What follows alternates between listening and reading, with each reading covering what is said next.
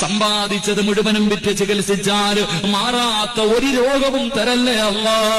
ഈ ദുനിയാവിലിട്ട് നരകിപ്പിക്കല്ല അല്ലാ. മറ്റുള്ളവർക്ക് ഭാരമാകുന്ന ജീവിതം തരല്ലേ അല്ലാ. കിടപ്പിൽ കിടന്ന് മലമൂത്ര വിസർജനം നടത്തേണ്ട അവസ്ഥ വരുത്തല്ല റബ്ബേ. കൂടെ കിടന്നവള് നോക്കി നോക്കി മടുത്തു ഒന്ന് മരിച്ചാ മതിയെന്ന് ആഗ്രഹിക്കല്ലേ അല്ലാ. സ്വന്തം മക്കള് വാപ്പയും ഉമ്മയും മരിക്കാൻ വേണ്ടി ദുആ ചെയ്യുന്ന അവസ്ഥ വരെ നീ ഞങ്ങളെ എത്തിക്കല്ലേ അല്ലാ.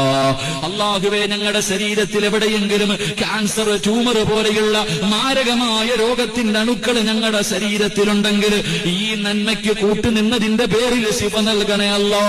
കരിച്ചു കളയണേ അല്ലാ. ശിഫയാക്കണേ അല്ലാ. കാത്തു രക്ഷിക്കണേ അല്ലാ. ഞങ്ങളുടെ മക്കൾക്ക് മാരക രോഗം കൊടുക്കല്ലേ അല്ലാ. വേദന സഹിക്കാൻ കഴിയാതെ വീടിന്റെ അകത്ത് കിടന്ന് നിലവിളിക്കുന്നത് കാണേണ്ട അവസ്ഥ തരല്ലേ അല്ലാ.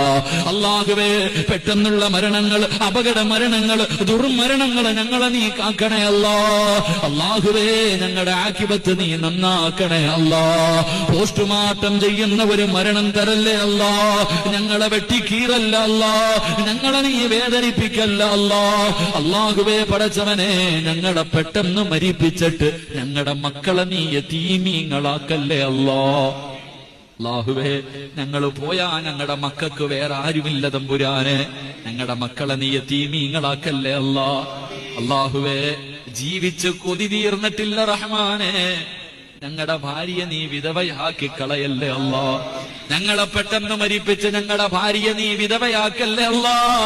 ഞങ്ങളുടെ ഭാര്യമാർക്ക് നീ ദീർഘായുസ്സും ആഫിയത്തും കൊടുക്കണേ അല്ലാ. ഞങ്ങളുടെ വീടിന്റെ വിളക്കാണ് നീ അണച്ച് കളയല്ലേ അല്ലാ.